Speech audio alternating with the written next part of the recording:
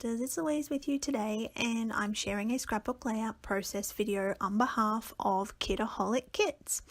Now you'll probably notice straight away that this is quite a lot different to what you'll normally see from me. Normally my layouts are all about my boys, but in the November kit we were lucky enough to get the Midnight collection from Coco Vanilla Studio, and it's beautiful and feminine, so I really thought it was time that I created a layout that was about me, and I had this cute little Snapchat kind of photo, so time to get myself on a page. Now, to begin with, I've chosen a background paper. I really like this stripe. I'm not a huge fan of pink, but I do like this stripe, so that's where I'm going to go with the background. And I've covered it with some clear gesso. So clear gesso is great because it primes the page, lets me put mediums on it, but it doesn't actually change the colour of that background layout.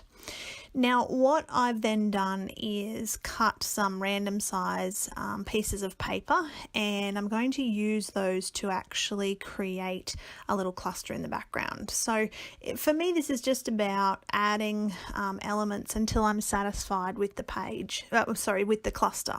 So I also like to add a little bit of cardboard in the background just because it helps to break all that up and gives it that little bit of extra dimension on the page as well. So you can see that I'm using a combination of adhesives here. I'm using the staple to hold the layers together. I'm also using the tape glider, and I'm using adhesive as well. So it just does depend on how much I can fiddle around without ruining those layers as to how I will actually adhere them together. So most of the time it's with the staple in the layers, but you know, as you can see, sometimes it's tape as well. Now in the kit you also get these fabulous chipboard pieces, and I didn't start off trying to make this layout particularly floral, but that's how it turns out, and I'm not unhappy about that, but it's more just that for me using flowers is difficult. So a lot of you might find that hard to believe, as flowers are sort of a go-to product, but I actually find them quite challenging because they are probably more feminine than what I'm used to putting on layouts. So it's just in this case really getting out of my comfort zone, using florals, using different parts of this beautiful collection from Coco Vanilla Studio. So I decide that I'm fairly happy with the cluster that I've got going on. It's time to add a little bit of mixed media in the background. So I'm using a magenta metallic acrylic paint, and I've just watered it down just to help it sort of move around the page a little bit more, and it gives it that watercolor effect. So if in cases like this where I've added too much paint and I need to sort of thin it out a little bit, that's why I like acrylic paint, because you can just add a little bit of water and move it around as you please. Now as you can see, I've also added a couple of little splatters there just to help this layout really work with the sort of slightly mixed media background I've got going on there.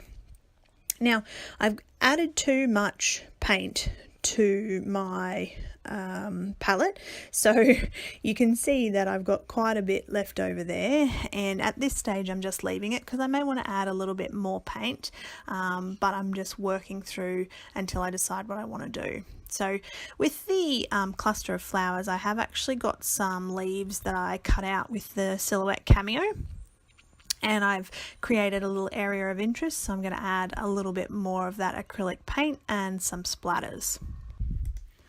So at this point I have decided I'm finished with the metallic paint in the background, and I want to add just a little bit something more to my background. So I pull out this cute little butterfly stencil, and I'm using the lilac color paste, and just to add that little bit of extra dimension, and that's going to help me just to break up that page, build it together keep it mixed media. Now, because I'm finished with the acrylic paint and I've got a little bit left over, I decide I'm going to pop that into my art journal. So I basically just put it on the page, and later on I'll decide what I actually want to do with that. So everything is left to dry, and once it's all set, I come back and I'm ready to start sticking things together. I do start with the tacky glue and then decide that that's just going to take way too long, so I end up getting out my hot glue gun and then realizing that these chipboard pieces have adhesive on the background, so I peel the protector off and use the hot glue gun just to actually adhere that to the page.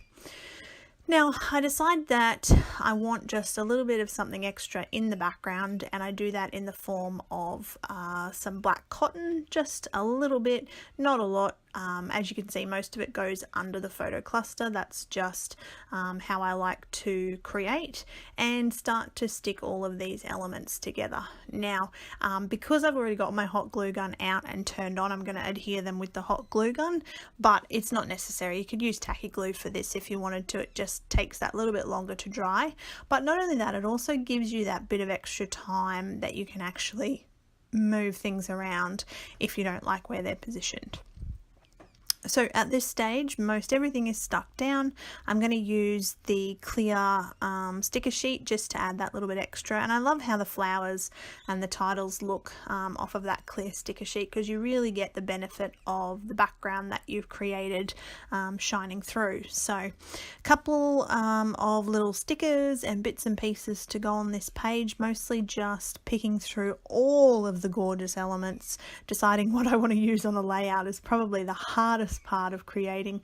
You want to try and get as much onto a page as you can, but you also want to make sure that you've got enough left over for your next page. It's the scrappers challenge. So a couple of little, again, clear stickers, because I like the way they look on the background. And then what I'm going to do is just add a tiny little dab of glue to some of those cotton pieces, because I don't like how the cotton tends to move when you put it in an album. So I'm just adding a little bit of glue, and then this page is complete.